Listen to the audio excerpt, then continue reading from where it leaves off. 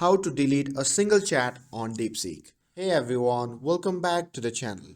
In today's video, I'm going to show you how you can delete a single chat on DeepSeek. So without further ado, let's get started.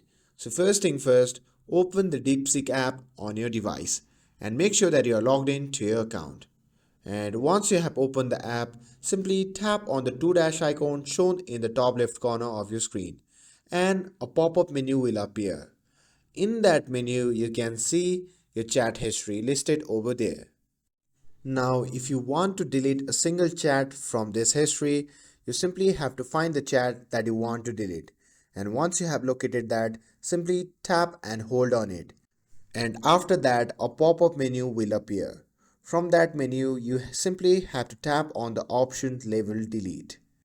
And with that, the app will be likely to ask for confirmation to make sure that you don't want to delete it accidentally.